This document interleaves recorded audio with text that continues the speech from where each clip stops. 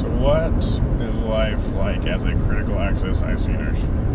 My first travel assignment with my wife and I was in a little town in eastern Montana. This hospital was, somebody's probably going to correct me from that hospital, but I think I know I had 3 ICU beds. There was 6 ER beds, that's including 2 resuscitation bays, 3 or 4 ORs, and they had a delivery area that I'm really not sure how many beds they had over there. And then we had, we probably ran like, what, 16 beds in the actual, like the med-surg floor. And it was med-surg tele, they could run tele there too. Somebody correct me from that hospital if I'm wrong. I forget how many beds you guys have on the med-surg floor. But I went from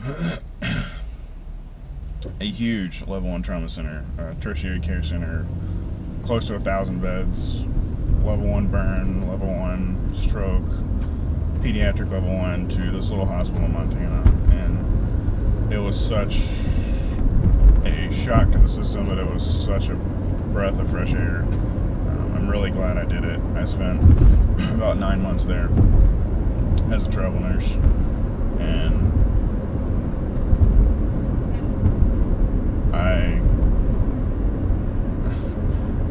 sorry, I just saw something really weird on the side of the road.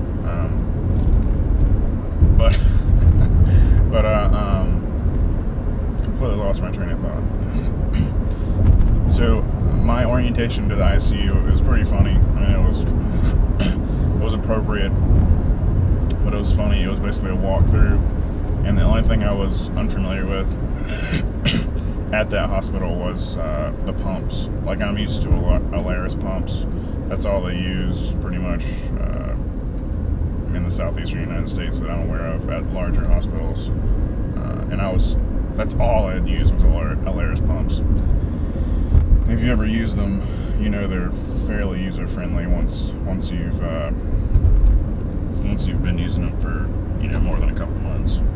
I forget the name of the pumps they used, but you can only run one channel or one medicine per like set. It was very weird. Hold on a second, the wife's calling. All right, I'm back. But yeah, the pumps were a huge issue for me because it was kind of difficult for me to figure out how to run secondaries. It took a couple nights in ICU for me to be comfortable with them. After a while, you know, you get comfortable with anything. But their sets for their pumps were extremely strange. It was very, I didn't get the trick of priming it without getting air in it for a couple days until one of the nurses there showed me how to hold it right. But besides that, I think the first couple nights, the ICU was empty when I worked there, and I was blown away by that. And my only job at that point was to watch telemetry, because the ICU nurse was the only person formally qualified to watch telemetry. The floor nurses were fairly good at, you know, reading, you know, bad rhythms, VTACs, things like that. But I was the only person actually watching it closely. And I was the only one measuring PRs and, you know, QTs and stuff like that. So that was my job, and I also acted as ER backup if the ER got a really bad, you know, trauma, or they just got slammed. They would pull me from the ICU if I didn't have any patients. And also, you kind of they weren't called this, but the ICU nurses kind of acted as rapid response for the floor nurses, because, you know, emergencies happen, and that's just the way nursing goes. They did have respiratory therapy during the day, and they were awesome. But at night, if an emergency occurred, the ICU nurse and the floor nurses and the charge nurse covered the ER. She was the primary ER nurse. That's all that was there. We'd have to call RT in, we'd have to call lab in. There was no doctor in the house except for the one in the ER. So it was pretty interesting. The acuity of patients I got in Montana was anywhere from, so the first 2 patients I think I got, this was in November, it was the first 2 confirmed flu patients in the city. And I wouldn't call them particularly ill. They were a typical flu patient, somebody that we would give fluids and Toradol and some cough medicine and some Tamiflu in the ER that I work at now and send them home. They admitted them to the ICU, not as much to treat them like a critical care patient, but to quarantine them off from the rest of the city, which I thought was pretty funny and awesome at the same time. I mean, this city was probably about 5,000 people. The oil boom was going on at the time, so there was a lot of transient workers. I guess I was included in the transient worker population, but there was probably 3,000-4,000 oil workers in the town as well at the time. But I did get some extremely sick patients. I got vented patients, mostly from the OR.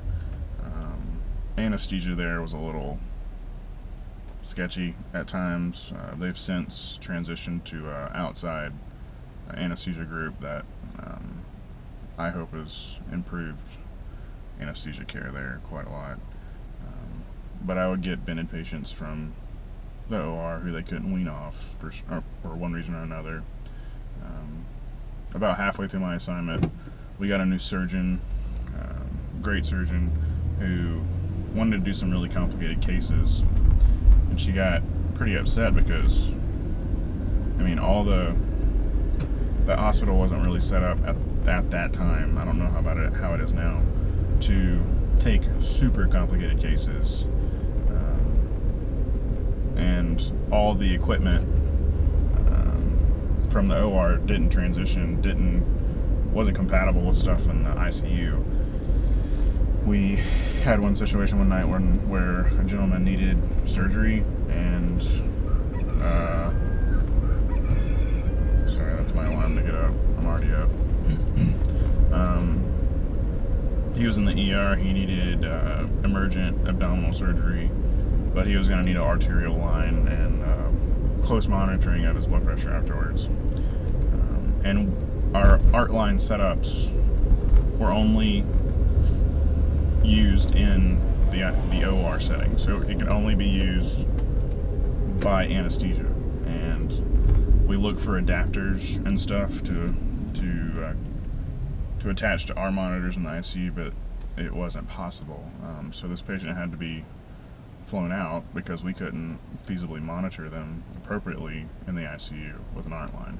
So we had no art line hookups, and that's just things you run into smaller critical care hospitals. We did have some fairly severe septic patients that we took care of. It's an ICU, so I occasionally lost patients to sepsis, to respiratory viruses, we had a couple trauma patients, a lot of 18-wheeler rollovers. When it gets icy in Montana and these 18-wheelers are going out to these oil rigs on top of hills, and there's 60-foot drops on each side of the road they're on. Occasionally they'll slide off. I had a couple 18-wheeler rollovers that were in the ICU with broken ribs and a lot of severe abrasions, but they flew out a lot. And when I wasn't full in the ICU, I would often get out of the ER and help.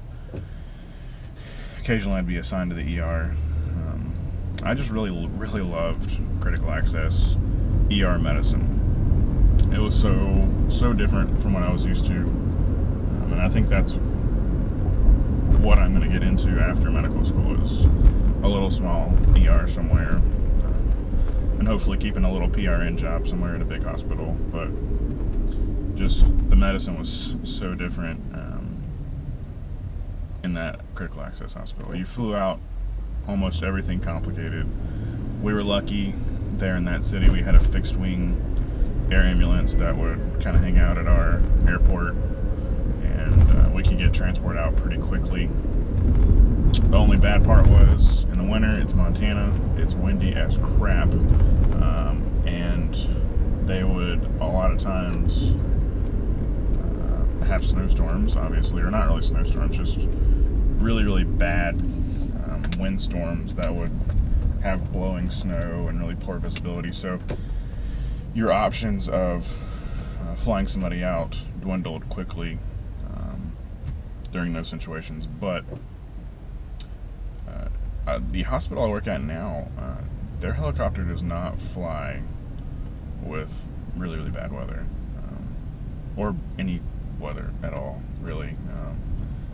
They had a couple of really bad crashes in the late 80s, early 90s that they lost their entire crew to. So